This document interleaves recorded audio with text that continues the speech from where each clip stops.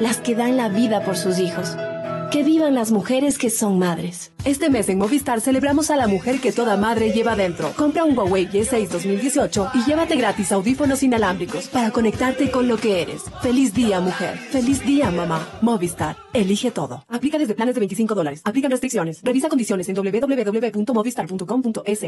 Si tienes más de 60 años, pon atención a la calidad de tu visión.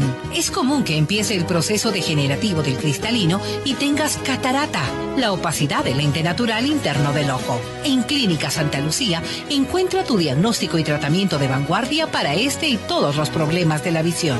Visítanos, la solución en un solo lugar. Clínica Santa Lucía. www.clinicasantalucia.com.es y síguenos en Facebook. Clínica Santa Lucía, su visión es nuestra misión. Fin de espacio promocional y publicitario. Este programa se transmite por Exa FM y Democracia AM.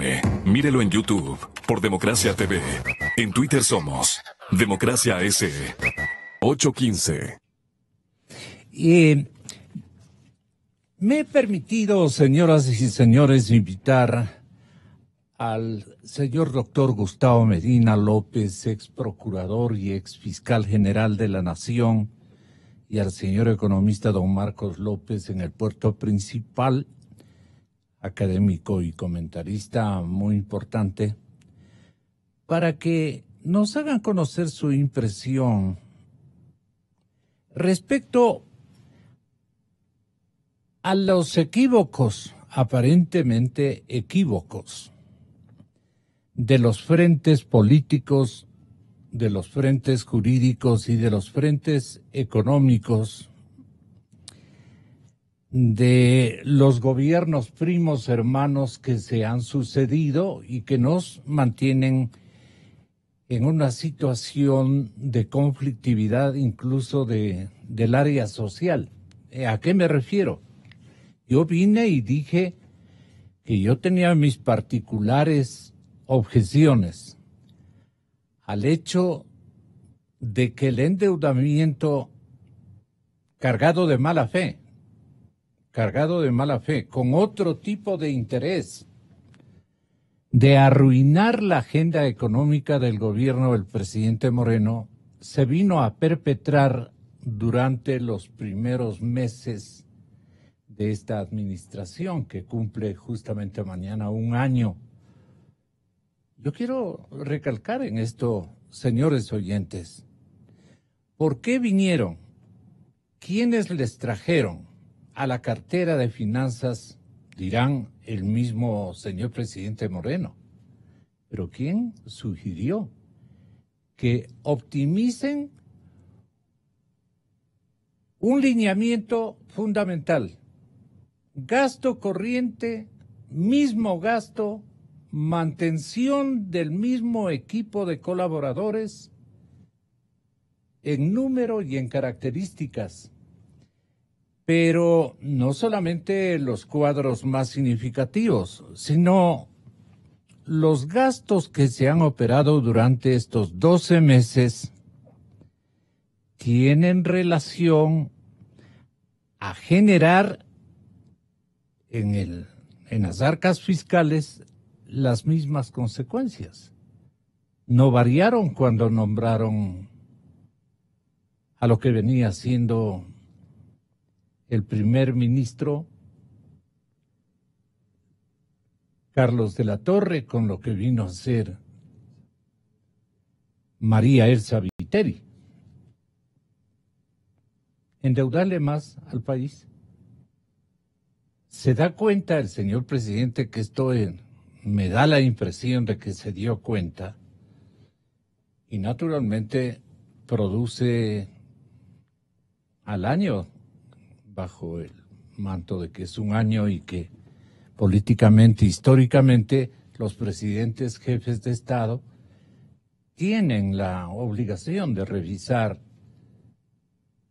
los resultados que ha arrojado su gabinete ministerial en el trabajo de un año calendario. Entonces, yo le quiero preguntar si es mera coincidencia el hecho de que los dos ministros hayan endeudado al país al ritmo tan vertiginoso con el que han actuado, en lugar de encontrar y de escribir y diseñar un modelo económico fiscal especialmente que atienda esas falencias que tenía el diseño anterior del Correato, ¿cierto? En eso hemos insistido. Pero le sugerían que en lugar de la Torre le ponga a la señorita del Banco Central fulana de tal o a esta señorita María Elsa Viteri, que incluso cuando querían los organismos de desarrollo, los organismos de control financiero internacional y de ayuda y aporte en Washington y en Nueva York, ella más bien tomó el avión y se vino de retorno a perseverar porque alguien le decía, no vayas a los organismos internacionales porque eso no nos conviene para el plan maestro que estaba diseñado a que colapse la economía y salga Moreno del poder. Así de simple, así de simple. Si nosotros tenemos en este momento una obligación ciudadana de buena fe de defender al presidente Moreno, tenemos que denunciar estas cosas. Y mi consulta inicial es a usted, señor doctor Gustavo Medina, como ex procurador del Estado. Si el presidente tuviera, o la institucionalidad económica tuviera datos concretos de que se ha actuado con mala fe y con otra doble intención, yo le pregunto, doctor Medina, si eso ameritaría una sanción de las leyes ecuatorianas en favor de la causa que queremos nosotros sustentar, que es el correcto manejo de la economía fiscal, de la economía ecuatoriana, y sustentar la presencia en la primera dignidad ecuatoriana de el señor licenciado Moreno como presidente constitucional de la República. Ya hemos visto las malas voluntades que lamentablemente perseveran en su entorno. Yo no sé por qué, pero perseveran en su entorno. Esto es lo que yo he rogado a mis compañeros que me acompañen en esta indagación. Y por eso le molestamos, doctor Medina. Y si es que el señor economista Marcos López coincide con nosotros, pues que también nos emita un juicio de valor, mientras arriba nuestro estudio el señor doctor Andrés Michelena, secretario de Comunicación del Gobierno. Pero a nosotros nos da este pálpito. ¿Es infundada mi preocupación, doctor Medina y economista López? Tengan la bondad. Comienzo por Gustavo. Primero, gracias por esta bondadosa llamada, Gonzalo. En lo que hace a su preocupación, el gobierno de Correa escribió en Montecristi ciertas normas alusivas al endeudamiento público. Una de ellas establece que solo se podrá endeudar el sector público ecuatoriano para inversiones, no para gasto corriente. Y no es necesario ser sabio para entender que inversiones significa realizar los gastos necesarios para incrementar la estructura productiva y de prestación de servicios del Estado ecuatoriano. Esa Constitución, escrita por el gobierno del señor Correa, establece también que la deuda ha de estar en función de la capacidad de pago, que tengan naturalmente quien recibe ese préstamo y que la responsabilidad en cuanto a las decisiones que tienen que ver con la deuda pública está en una comisión de deuda en la que el presidente de la República tenía un papel protagónico. Si esto es así, debían haber los estudios necesarios y deben haber las actas correspondientes en las cuales se dilucidan la conveniencia o no de ese endeudamiento agresivo. ¿Cómo es posible que recién a estas alturas podamos conocer que el endeudamiento público suman en cifras redondas 59,000 millones de dólares, cuando esto debió ser de conocimiento de todo el pueblo ecuatoriano? Todos estos antecedentes, a mi juicio, reúnen circunstancias y condiciones que establecerían responsabilidades de quienes manejaron este endeudamiento agresivo, tanto en el gobierno del señor Correa como también en parte de este gobierno, porque como usted ha señalado, pues como que hubo una proyección en este campo del anterior a este nuevo gobierno. Efectivamente, esa es la conclusión a la que yo he arribado.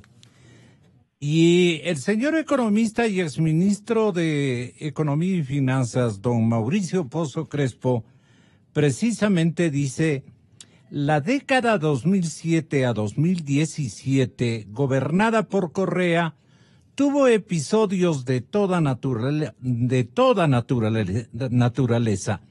uno de los cuales fue el desarrollo y el desastroso manejo económico. Un gobierno que disfrutó de una de las mayores bonanzas económicas, ustedes la recuerdan, una de las mayores bonanzas económicas de su historia, donde se mezclaron altos precios, donde se mezclaron, hágame el favor de atenderme, altos precios del petróleo, más de una veintena de reformas tributarias y un endeudamiento súper agresivo, no consiguió mejorar el empleo ni pudo sostener el ritmo de reducción de la pobreza que lograron los tres gobiernos anteriores entre el 2000 y 2006, en el que llegó Correa. Además, duplicó el gasto público frente al PIB y endeudó al país sin el menor cuidado, multiplicando la deuda pública por 6. Multiplicando la deuda pública por 6. Si debíamos 7, nos hicimos 42, obteniendo un crecimiento económico promedio anual de 3,3, inferior al 4,3 alcanzado en los 6 años previos, que no había o no hubo el dinero del cual a partir del 2007 gozó en términos de gastadera el presidente Correa. Esto es lo que dice Mauricio Pozo Crespo. ¿Qué opina en Guayaquil Marcos López? Buenos días, economista. Buenos días, Gonzalo. Buenos días a todas las personas que tienen la amabilidad de escucharnos. El populismo que vivimos durante los 10 años con el presidente Correa se caracterizó primero por destruir toda la institucionalidad del país y luego por estructurar todo un andamiaje jurídico que dejaba muchos espacios para la interpretación y en donde no dejaba mucho espacio para la interpretación, dejaba simplemente grandes espacios de manejo. Por ejemplo, se dio una regla inconcebible de que el Ejecutivo a su voluntad pudiera manejar 15% de flexibilidad en el presupuesto general del Estado. Imagínese usted, hoy tenemos un presupuesto de alrededor de 30.000 millones y el Ejecutivo puede decidir si aumenta 4.500 millones de dólares más ese presupuesto sin volver a la Asamblea a pedir ninguna autorización. Eso es muchísimo dinero, esa es muchísima flexibilidad. Alguien que se equivoca 15% en hacer un presupuesto simplemente no lo sabe hacer. Pero lo que querían tener es esa libertad. Ya. Antes había un tope para que se pueda frenar el gasto corriente, ¿no? Eso le estorba al populista. El populista le estorba cualquier regla. Entonces esa regla había que eliminarla. La eliminaron. ¿Qué dijeron? Simplemente los gastos corrientes se financian con ingresos corrientes. Ahora lo llaman permanente. Por lo tanto, yo puedo hacer crecer el Estado el tamaño que yo quiera y lo único que hago es que el pueblo siga pagando, le sigo aumentando los impuestos y ya está. Cumplí mi regla fiscal. Pero la jugada parece que era entrampar y liquidar la economía ecuatoriana y sacar al presidente del poder. Yo no encuentro otro objetivo estratégico más claro, ¿no? Bueno, al final, evidentemente, no tan al final, ¿no? Cuando durante 9 años, y además de eso, ellos tuvieron ya una prueba en el 2009, en diciembre del 2008 tuvieron una prueba cuando el petróleo se les bajó a $27 en el 2008. Ellos sabían que dependían fundamentalmente del petróleo.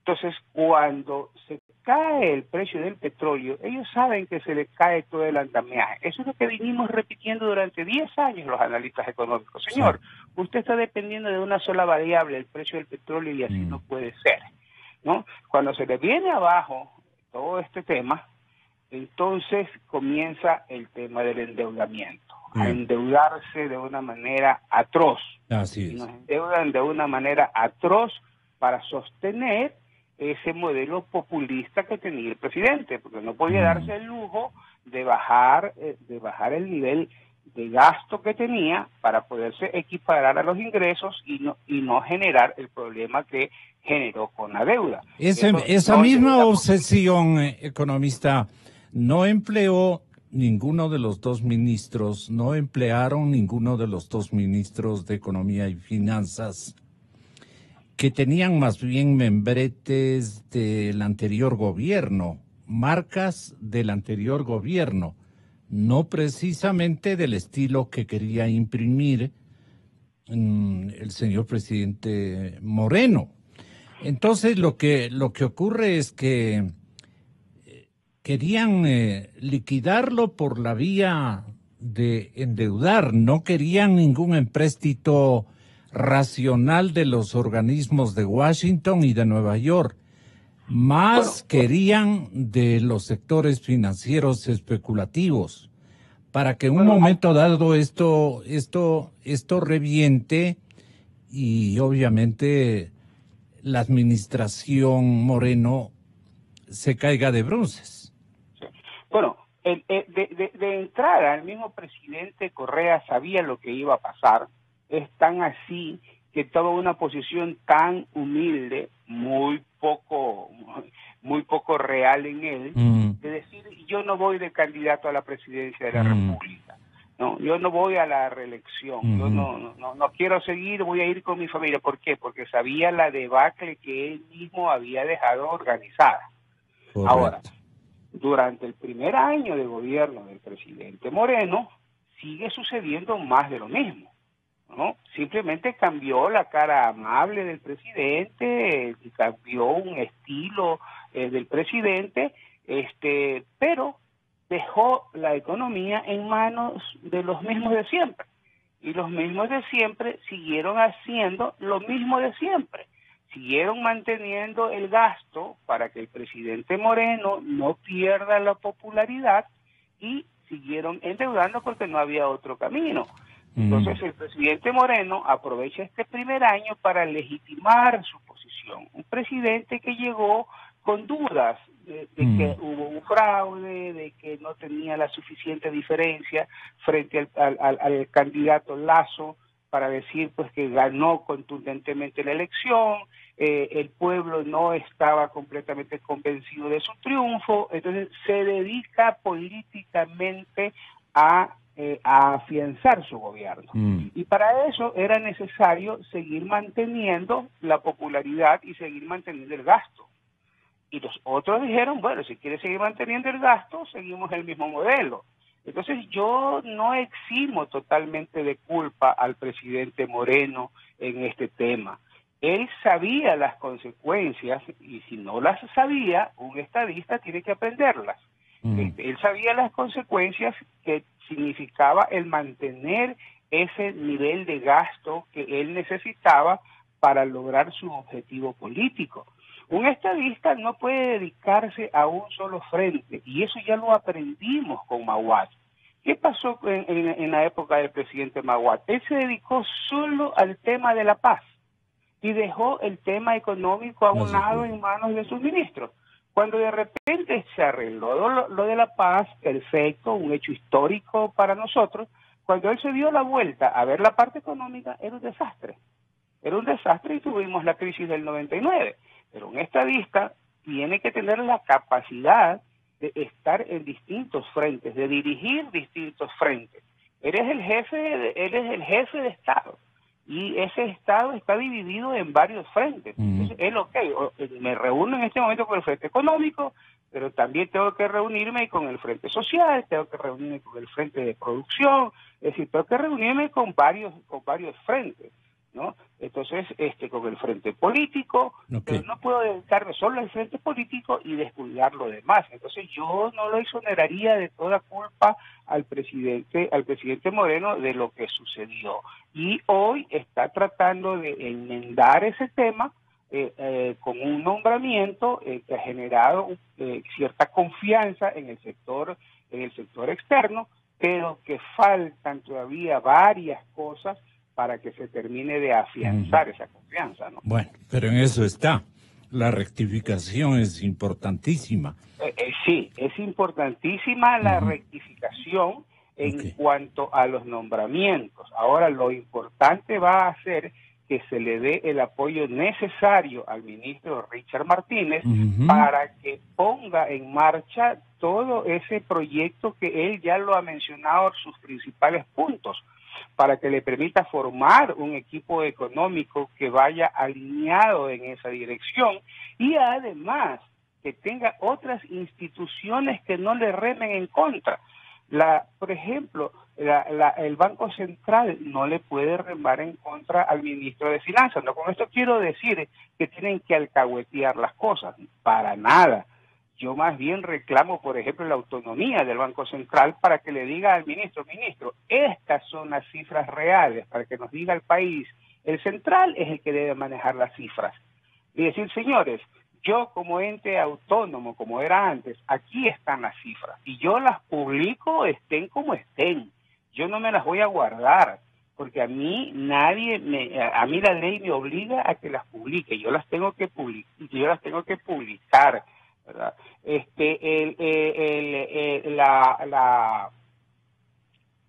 SRI, ¿para dónde va a remar? Aduanas, ¿para dónde va a remar? El Banco de Desarrollo, ¿para dónde va a remar? La CFN, ¿para dónde va a remar? Entonces, todas estas instituciones tienen que remar en el mismo sentido. Porque si no reman en el mismo sentido, entonces lo que vamos a tener es que la carreta está siendo alada para todos los lados y no va a avanzar nunca. Entonces, el solo nombramiento del ministro Martínez ha tranquilizado al mundo en general, ¿verdad? Gracias, Marcos. Financiero. Así es, Marcos, gracias. Un abrazo, hasta una próxima oportunidad, economista. Mauricio Pozo, este remate que hace un comentario editorial de esta fecha en el diario el comercio. Dice él, en lo económico, el actual gobierno ha dado pasos importantes, se dio cuenta. Igual que en lo político. Lamentablemente, en lo económico, tuvo 2 ministros de características similares a los de la década previa, con lo que los resultados no iban a cambiar.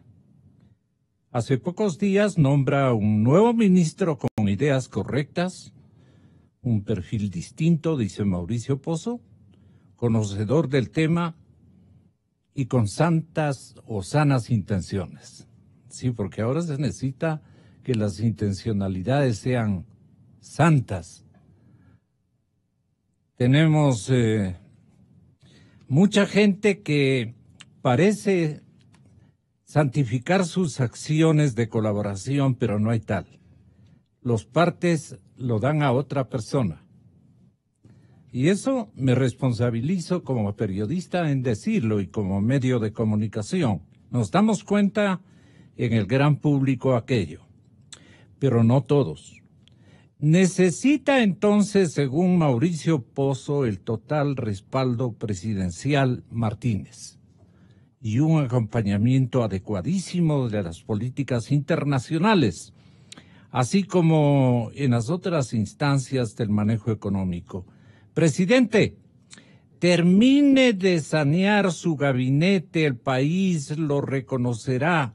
Si algunos se molestan, que se molesten, le dice Mauricio Pozo Crespo, con todo respeto, naturalmente, al señor presidente. ¿Usted qué le diría, doctor Medina, para terminar esta partecita? Porque ya me llegó mi invitado, siempre de excepción, el secretario de Comunicación del régimen. Doctor Medina, ya colgó. Nos debe entonces este comentario, doctor. Hasta siempre con provinciano. Bueno, bienvenido, señor ministro de Comunicaciones. La página o la plataforma de Plan B es importante por el hecho de que destaca que las reformas a la Ley Orgánica de Comunicación, de lo que vamos a hablar, elimina el control de contenido de los medios. Antes controlábamos o controlaban ellos los contenidos de los medios. Nos observaban, según los casos, o nos multaban. Incluso en varias ocasiones arribamos a coyunturas bastante complicadas. Los medios de comunicación que no pensábamos a la usanza correísta, digámoslo así. Y entonces tenían este monstruo, este interventor bastante agresivo, peligroso inclusive, que se desquitaba de variadas maneras y logró hacerlo con un sinnúmero de medios de comunicación. Han llegado, señoras y señores, en esta nueva instancia de gobierno, han llegado funcionarios de la categoría del doctor Michelena, que nos honra con su compañía, Andrés, a partir de hace algunos instantes en nuestros estudios, y ha tenido la bondad de escucharme también en la búsqueda de explicaciones a circunstancias que no las cachó a tiempo, como decimos en nuestro criollo escenario de convivencia, no las cachó a tiempo el señor presidente Moreno. Pero le han querido poner determinadas zancadillas. Ahora, los que pensamos igual que él, que ha llegado el momento de eliminar el control de los contenidos de los medios, le pedimos una explicación no solamente a nosotros, sino al gran público, a la gran ciudadanía, al doctor Andrés Michelena, respecto a los cambios, a la filosofía que ha introducido en este nuevo formato de arreglo a la comunicación nacional. Él tiene la palabra y ustedes la obligación de atenderlo y entenderlo. Mi querido y distinguido amigo Andrés Michelena, señor doctor, secretario de Información Pública, sea bienvenido a la cadena Democracia. Estamos para escucharle. Mi querido Gonzalo, muy buenos días. Gracias por esta invitación. Siempre complacido de compartir unos momentos de reflexión con usted, con la ciudadanía. Yo creo que estamos a un año de cumplir, un día de gestión del presidente Lenín Moreno. Y es importantísimo este hecho de enviar justamente en estos días la reforma a la ley de comunicación, como un cierre a todo este proceso del presidente Lenín Moreno de justamente cambiar la lógica y la conceptualización de lo que es ser un gobernante democrático, de pasar de la mordaza al diálogo, de pasar del abuso a la decencia, de pasar de la corrupción a la transparencia, de pasar de la dictadura a la verdadera democracia. Yo creo que este proyecto de reforma de la ley de comunicación es importantísimo cómo cierra el ciclo de este primer año del presidente Lenín Moreno.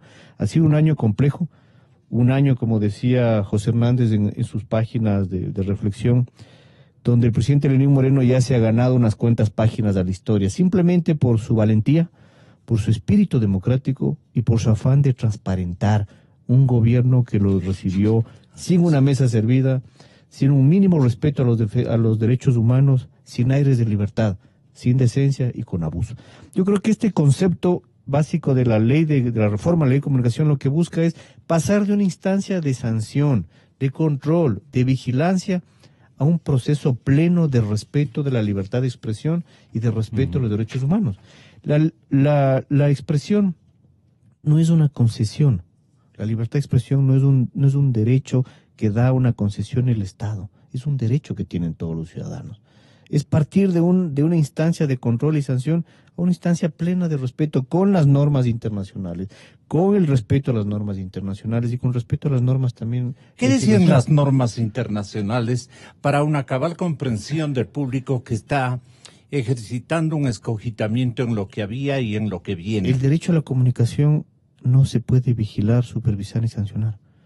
La libertad de expresión no se puede, no es una herramienta para controlarlo. Es como yo decía en la comparación, es como un matrimonio. Cuando usted se casa con su esposa y quienes somos católicos le dicen, te juro amar por el resto de la vida, honrarte, ser fiel, no se firma en ningún lado. Pero depende de la convicción del espíritu, la esencia y los principios que tiene ese ser humano. La comunicación es eso. Y por eso existe una instancia, que es la Defensoría del Pueblo, que lo único que tiene que hacer, y está en la Constitución, es velar por los derechos humanos. A ningún momento se ha previsto o se propone en esta reforma a la ley que las funciones de la Supercom pasen ni a la Defensoría del Pueblo ni al Cordicom. Simplemente desaparecen. No existe un control y una sanción a la libertad de expresión, pero sí a la defensa de los derechos humanos. Y esa función la tiene la Defensoría del Pueblo. La coherencia, que es importante en la vida de un político y de un magistrado, de un mandatario, de un verdadero estadista, es no comulgar permanentemente con determinados arbitrios, con determinadas instituciones, con determinadas decisiones de otros gobernantes. El presidente Moreno nunca estuvo de acuerdo con estos instrumentos que generó la administración Correa para controlar a los medios, como se dice criollamente, a lo bestia. Por supuesto, Gonzalo. Es fácil caer en la tentación de querer controlar todo.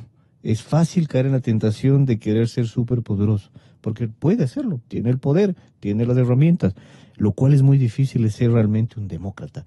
Y lo que ha hecho el presidente en este caso desde muchos años atrás, y como usted le consta, Gonzalo ha dicho, la prensa es mi asesor gratuito. Vayan, investiguen, critiquen y denuncien, con respeto a la honra y al buen nombre del ser humano. Eso es todo. Este es un principio básico de una democracia. El presidente ha estado y lo dijo en campaña, por esto es un cumplimiento y honra de la palabra del presidente. Vamos a reformar la ley de comunicación. No la vamos a eliminar.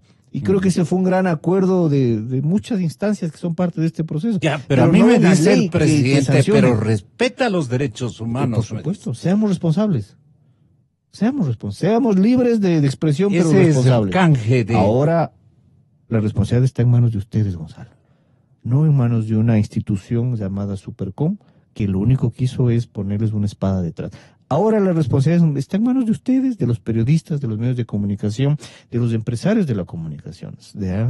Les damos la facilidad, que tengan la libertad, y no es un otorgamiento de gratitud, es un derecho universal a la todos los libertad, hombres. de todos los hombres, a la libertad de expresión. Pero seamos responsables. Estamos viviendo un gobierno distinto. Estamos entrando a un momento histórico en la patria, donde todos tenemos que ser, como ha dicho el presidente, corresponsables.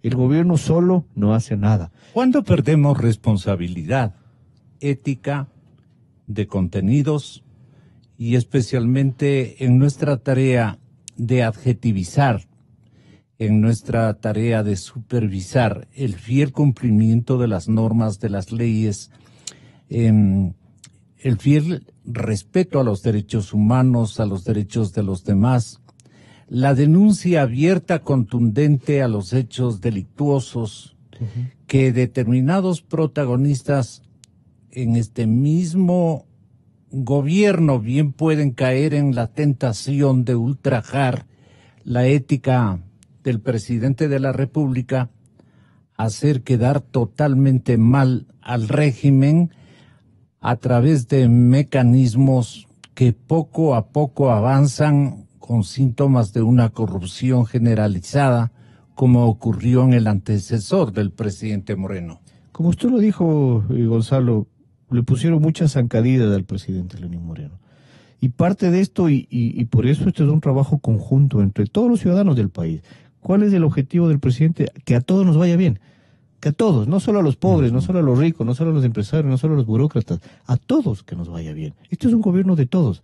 Y parte de este proceso de reforma es justamente también que los medios de comunicación asuman esa responsabilidad, con una investigación seria, con un profesionalismo totalmente serio, con cláusulas de ética emanadas por ustedes mismos. Por eso se propone en una de las reformas de un artículo, es promover la autorregulación. No es malo. Eso es una herramienta moderna que se utiliza en otros países del mundo, que tal vez muchos dirán no estamos en la capacidad, los medios han sido siempre muy críticos. Sí, los medios fueron críticos porque el gobierno decidió declararlos de enemigos públicos y se buscó acallar a la prensa y esconder todos los actos de corrupción. Obviamente ahora la responsabilidad está en ustedes y en el servidor público que haga un buen gobierno, que sea honesto, que sea transparente y que sea decente. Eso es parte de un proceso. Si no hubiera corrupción, no hubiera denuncias. Si no hubiera actos, no hubiera todo tiene una acción-efecto. Entonces yo creo que es parte y responsabilidad de todos los ecuatorianos de trabajar bajo esa lógica. Y lo que estamos promoviendo en esta ley es bastante positivo. Por ejemplo, la reconceptualización de los medios de comunicación. Es importante distinguir cuáles son los objetivos de cada medio. Un medio privado tiene unos objetivos que también son comerciales, también tienen objetivos de información, de responsabilidad, de solidaridad, pero también son objetivos comerciales. El medio público, como definimos nosotros, institucional, tiene el objetivo de informar la acción de un gobierno o de un estamento público. Y el medio de comunicación público al servicio ciudadano debe estar al servicio ciudadano, no debe estar conformado, ni supervisado, ni gobernado por el gobierno central. Esto ha sido una buena fe del presidente Moreno. Hoy me da gratitud ver cómo los medios públicos de los cuales yo fui parte tienen el 51% de credibilidad, cuando antes era un instrumento de propaganda, de ataque, de un partido y de un gobierno. Hoy no lo son porque hubo una buena fe de un presidente. Pero eso no es suficiente. Hay que reglamentar, hay que regular y hay que hacer una estructura legal que le permita que un gobierno de turno siguiente no utilice los medios públicos. ¿Cuántas normas abusivas han sido derogadas el cambio en la reforma? En la reforma es casi del 60%, Gonzalo. Caray. Es bastante profunda, bastante estructural y obviamente deja también las cosas buenas que había. Había muchas cosas buenas en la ley, no hay que desmerecer. Nosotros somos un gobierno que respeta las cosas buenas, que critica las cosas malas y que espera que la justicia sancione los actos que han sido mal llevados y mal administrados. Hay cosas buenas, por ejemplo, el respeto a contenidos discriminatorios, violentos, explícitos sexualmente, la protección a la niñez, la adolescencia, derechos colectivos, de la interculturalidad, la plurinacionalidad, el derecho a la rectificación, la réplica, la respuesta, la protección de comunicaciones personales, la cláusula de conciencia de los periodistas, la protección de fuente, el secreto profesional. Hay cosas buenas. Sí. Hay un tema tal vez que a los medios de comunicación no les gustó mucho en la propuesta de la reforma y que somos conscientes que tienen la razón también, que es el 1 por 1 y el 50% de la producción nacional. Como Estado somos responsables de que haya una calidad en esta producción. El artículo de la dudosa figura del linchamiento mediático desaparece. Va en contra de la normativa internacional. No puede, es difícil concebir, bueno, tal vez alguien dirá, en este caso uno de los acusados, por ahí leí un Twitter de un ex funcionario público que decía que esto debe escucharse a quienes han sido víctimas. Tal vez en este caso la víctima sería Rafael Correa, pero si no se hubiera dejado la libertad de expresión que haga estos enunciados, estas investigaciones, muchos de los temas descubiertos hoy por el gobierno en corrupción ya fueron mencionados hace algunos años por la prensa, pero siempre se acalló y más bien se les obligaba a rectificar, con mentiras incluso. Yo creo que esto nos permitió llegar a destapar lo que hemos. Y tenemos un camino nuevo por el tema del linchamiento mediático. Es difícil que todos los medios de comunicación concerten sobre un tema para destrozar la figura de alguien. Es muy complicado. Puede pasar, sin duda. Pero si tenemos una noticia de interés nacional profunda y seria, todos los medios de comunicación van a recoger esa noticia. Y no es que se han concertado habilidosamente para poner una comunicación en contra. Sin embargo, existe y queda en la ley, como está en los convenios internacionales, que hay un derecho a la réplica, hay un derecho a la rectificación y a la respuesta. Si yo me he sentido vulnerado, pediré a cada medio que me dé mi espacio para mi respuesta, para mi réplica y para su rectificación. Es importante, está en los convenios internacionales. Enriquecía argumentos, me acuerdo, el señor Ochoa, su antecesor. No mi antecesor, para absolutamente nada. Nunca hubiera ocupado esa función de coercitiva, de control y vigilancia y sanción a los medios. Sí. Ochoa decía que hay que velar por los pobres, que las normas que controlan a los medios es velar porque alguien tiene que velar por el buen nombre de las mujeres, hay que velar por las minorías étnicas. Qué gran discurso. Sí, era un discurso, ¿no? Solo pregunto, ¿cuál de los 802,000 procesos que se hizo están en la búsqueda de la defensa del derecho humano de un ciudadano de pie? Tal vez de los 1,000 procesos, la protección y la defensa es del Estado. Por eso digo, nunca el objetivo fue el que tan discursivamente lo dijeron. Hay que hacerlo, sí. Para eso está la Defensoría del Pueblo. Sí, pero no usarlo para esto. Que la Defensoría del Pueblo se convierte en un censor. No puede, porque no tiene las funciones. ¿Qué no le permite convertirse? No tiene las funciones, no tiene las delegaciones y no tiene esa función administrativa. ¿Qué facultades tiene la Defensoría a partir de esta reforma? Velar por los derechos humanos. Y la comunicación es un derecho humano. Es así de sencillo, Diego. Perdón, Gonzalo. ¿Cuál es el problema? Que la Defensoría del Pueblo en sus años anteriores no defendió los derechos de los ciudadanos, defendió al Estado. Entonces, obviamente, este es un proceso, mi querido Gonzalo, de la reinstitucionalización que propone el presidente de la República de forma seria y profunda. Por eso tenemos un Consejo de Participación Ciudadana que está trabajando con esa lógica, no de la mano del presidente Lenín Moreno, pero sí bajo el auspicio de lo que quiso hacer el presidente Lenín Moreno. Coger a los mejores hombres de la patria, honestos, decentes, que hagan una revisión, supervisión y cesen de funciones a quienes, en este caso el señor que dirigía esto fue cesado y fue enjuiciado, tuvo una doble sanción. Ahora esto no queda así. Esto hay que revisar. ¿Cuál fue el funcionamiento de la Supercom? ¿Se violó la ley? ¿Se abusó en el uso del derecho, incluso en contra de los medios de comunicación? Hay que poner un superintendente que en un plazo de 180 días revise administrativamente cada acción hecha por el superintendente anterior. y para eso hay un derecho de repetición. Si se han vulnerado derechos, si se ha sancionado arbitrariamente a los medios de comunicación, por favor que se revise. La decisión del presidente Moreno es integral. Incluso por eso nos pidió y nos obligó a incorporar en la transitoria número 1 de la reforma a la ley la venta de los paquetes de accionarios de los medios incautados que tiene el Estado. No solo como una promesa, como lo hizo el expresidente Correa en el 2008, y dejó 10 años de abuso y uso político de estos canales, incluso llevando a la quiebra a varios medios de comunicación. Hoy nos toca resolver estos problemas, Diego. Pero hay la decencia del presidente de incorporarlo incluso en la normativa. Veedurías ciudadanas se liquidan. Hay esas con dedicatoria. Por supuesto. Por eso estamos poniendo, Diego, yo lo he dicho a Diego y a Gonzalo, perdón, sino que vengo con Diego, que son los dos temas importantes también del presidente. ¿Cómo se quiso a Radio Exa, y en este caso a Radio Visión, poner a competir con unas concebidas instancias comunitarias para quitarle la frecuencia, usándolo políticamente, lo cual es un absurdo? Y por eso estamos poniendo, Gonzalo, en la reforma a la ley que ya no existe esta competencia malsana, que ya no se compite entre comunitarios y privados, y que las personas y las radios que tienen una experiencia y tienen una trayectoria tengan una ventaja sobre quienes recién estamos empezando. Hay el derecho a la audiencia, que es una cosa innovativa que lo ha dicho el presidente de la República. Hay el derecho a la audiencia. Esta radio tiene una audiencia que se merece el respeto. Y el respeto es parte de este proceso. Lo mismo pasó con Diego Kendo. Se quiso poner una instancia comunitaria para que compite y se le quite su frecuencia. Esto no va más, Diego. La propuesta del presidente de la República ha sido que se respete la audiencia. La audiencia que tiene el señor Gonzalo Roselo es respetable y tiene que tener el tratamiento específico. Es un derecho que se lo merecen. Lo mismo en el caso de la radio que habíamos hablado.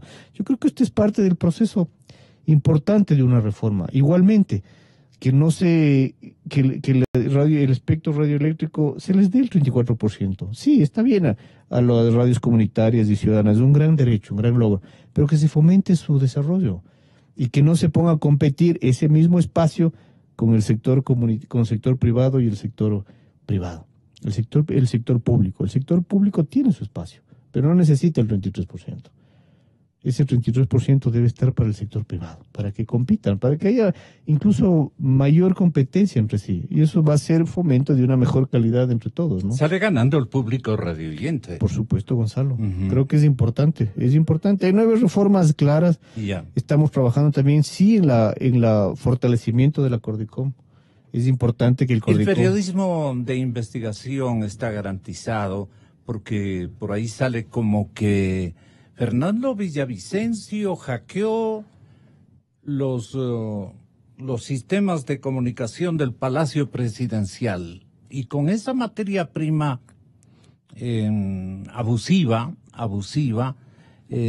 si es que está confirmado de que fue abusiva, de que fue delictiva, asunto que no está confirmado, pero eso sirvió como una especie de factor acusatorio para los periodistas de investigación que tienen naturalmente que encontrar en la tecnología los asideros para respaldar sus acertos y sus conclusiones investigadas.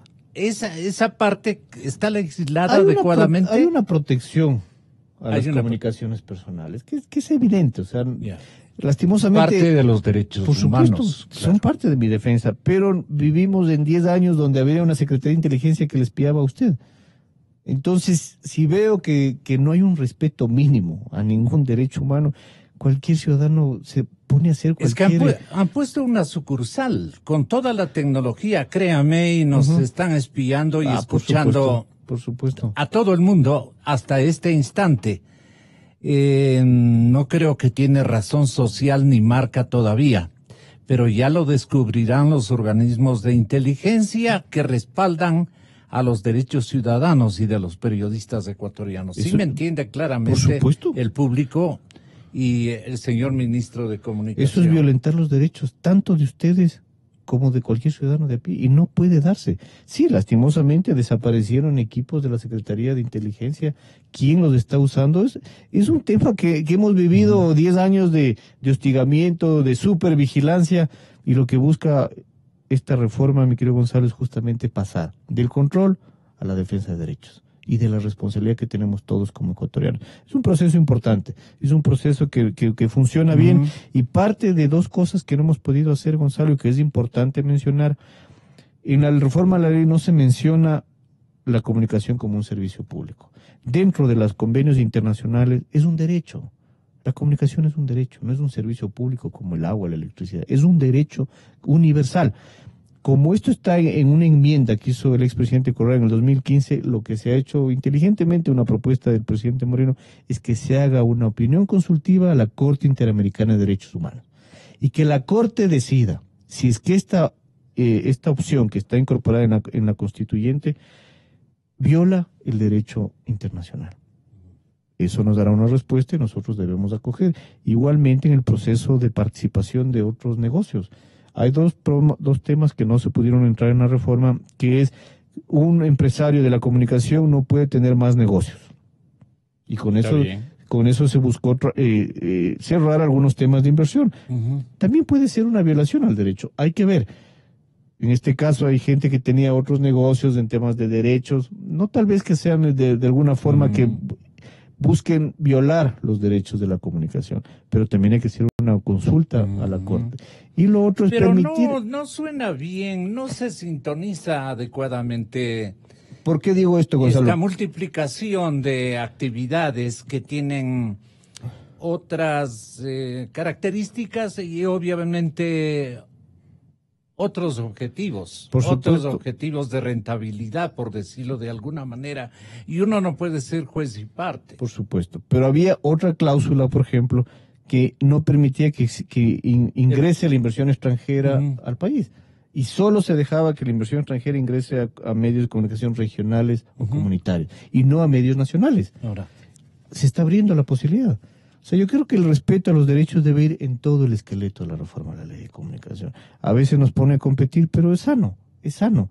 Es sano que existe una competencia. No, nosotros mismos nos ponemos a discutir hasta dónde van nuestros derechos de comunicadores frente al resto de derechos humanos. Por supuesto. Porque yo creo que es importante. Este es un gran debate, estimado Gonzalo, que nos va a servir. Que va a enriquecer, digamos. Supuesto, va a enriquecer y todas las propuestas serán bienvenidas. ¿Y están dispuestos ustedes a realizar enmiendas? Por supuesto, Gonzalo. Yo creo ya que... dada la experiencia que lo que pueda ocurrir en el inmediato futuro, habrá solidariamente que concurrir con un gesto de enmienda, de reforma o de una readecuación de normas para que salgan justos, equitativos, todos los principios que van a regular a una auténtica comunicación social de respeto a los derechos humanos de todos, no solamente de los periodistas, de los ciudadanos. Totalmente. Yo creo que han escogido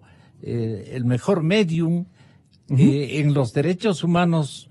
En los derechos humanos está toda la sabiduría universal, inclusive, que alude a la equidad y a la buena conducta entre todos. De todos.